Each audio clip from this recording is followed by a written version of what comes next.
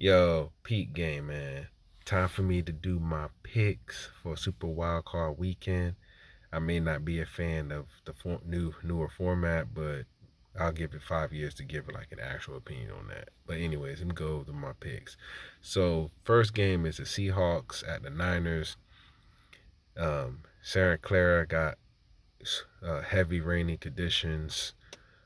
And I do think that plays into the style of what the Niners want to do. Take the ball out of Brock Purdy's hands, just run down their throat.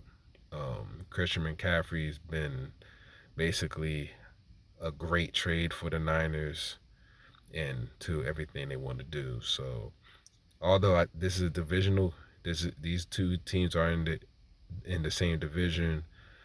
And with the conditions, I think the score is going to be like 20-14, And also, that Niners defense is elite, so that's why I'm going with that. I think it's going to be a low scoring game because of the conditions and the style of play the Niners play. I don't think with the conditions the Seahawks can exploit the Niners' weaknesses in their secondary. So I'm going 2014 Niners. Now in the next game, the Chargers against Jacksonville. Both quarterbacks, this is the first time being in the playoffs.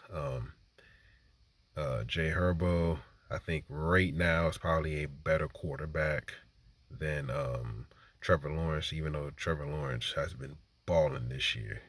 And it's weird what a year can make. You get rid of the worst coach ever in the NFL and look at Trevor Lawrence. I do think this one's a little hard. I think this is going to be a very close game.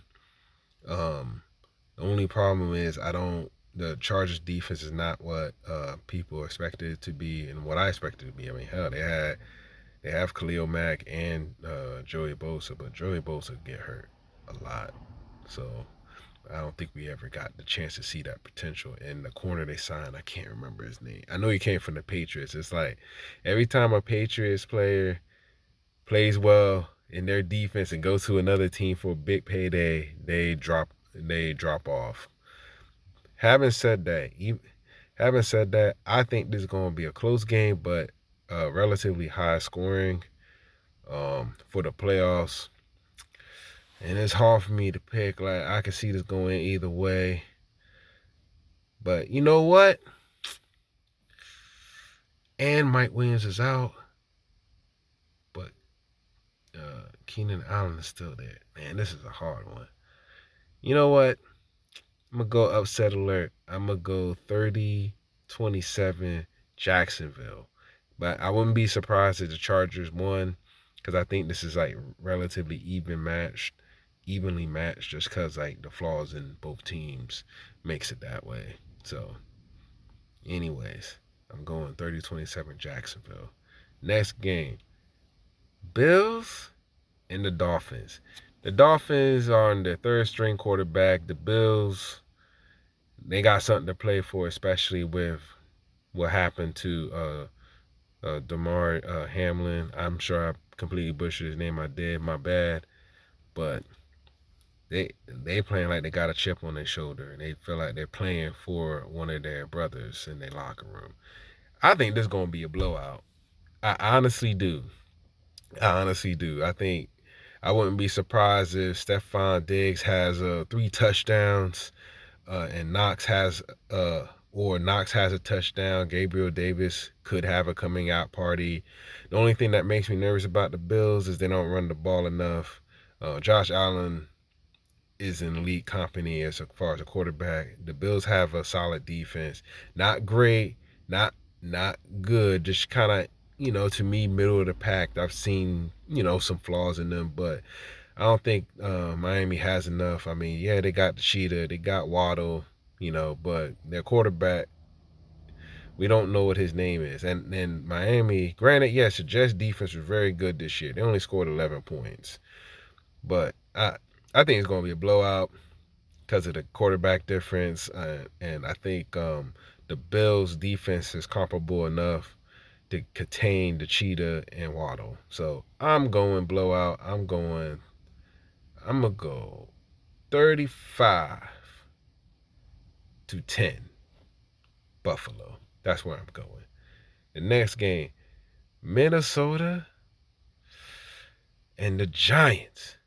Goddamn, man. If someone put a gun to my head who I think the better quarterback on either team is, I'm gonna go Kirk Cousins. Only problem with Kirk Cousins is to show up on prime time. And Minnesota has a terrible defense. Terrible defense. I think they're the only playoff team that has a negative point differential, something like that. So, like I said, they win some close games.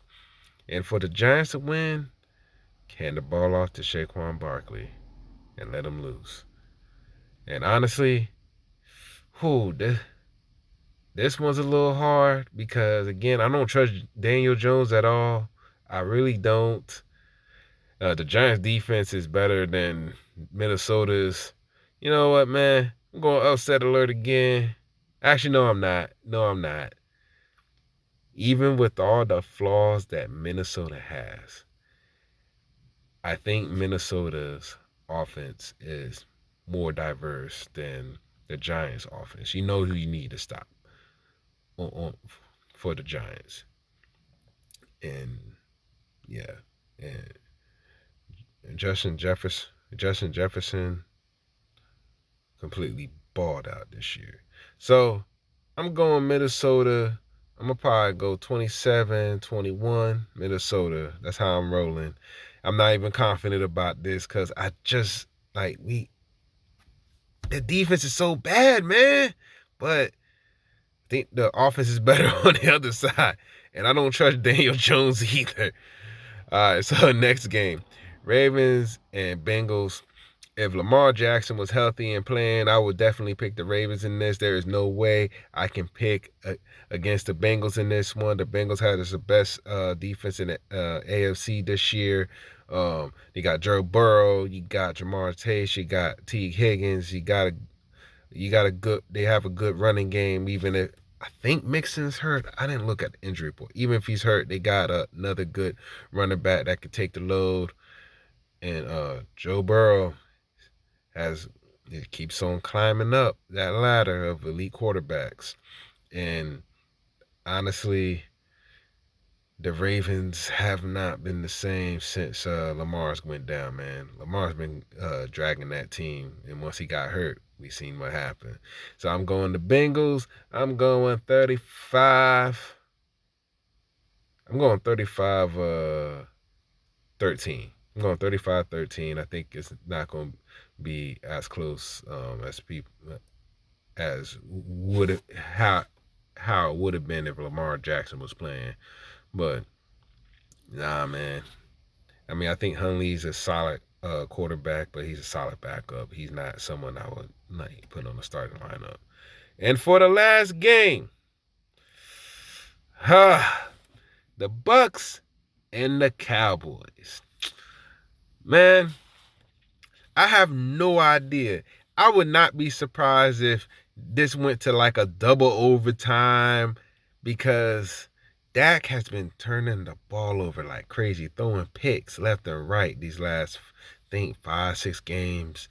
Do the Cowboys run more than they throw this game? If they run more than they throw, they should win this game. But knowing the Cowboys, you know, as some people will say, doing Cowboys things, getting their own way, could lose this game. I mean, I know Tom Brady's on the other side, but I do think, but if I have to pick, I'm gonna have to go, man, I don't know, man. This one's a hard one. If it's a real close game, Bucks should win. If the Cowboys can score a little bit more, even though their defense is definitely better than the Bucks defense this year. The only problem, they can't stop the run. But the biggest problem with the Bucks is they can't run the fucking ball. So, with that being said, and I think that the Cowboys obviously has a better running game than the Bucks this year. I know Tom Brady, he's the greatest quarterback of all time, but man, I just feel like I think the Cowboys gonna get that rematch. I think they're gonna get that rematch with Philly in the divisional. So I'm going Cowboys. As much as the world may hate them, as much as annoying as Jerry Jones can be, I just feel like they got too much talent, and as long as they don't get in their own way, they should win this game. I'll probably pick them to go win 31-17. So I think Tom Brady's gonna be out in the wild card. I know it sounds blasphemous, I get it, but that's what I'm rolling with. So my picks again, I'm going San Fran over Seattle. I'm going Jacksonville over the Chargers. I'm going Bills over Miami. I'm going Minnesota over the Giants. I'm going Bengals over the Ravens and the Cowboys over the Bucks. So that'd be easy, everybody. It's gonna be an interesting weekend. Deuces.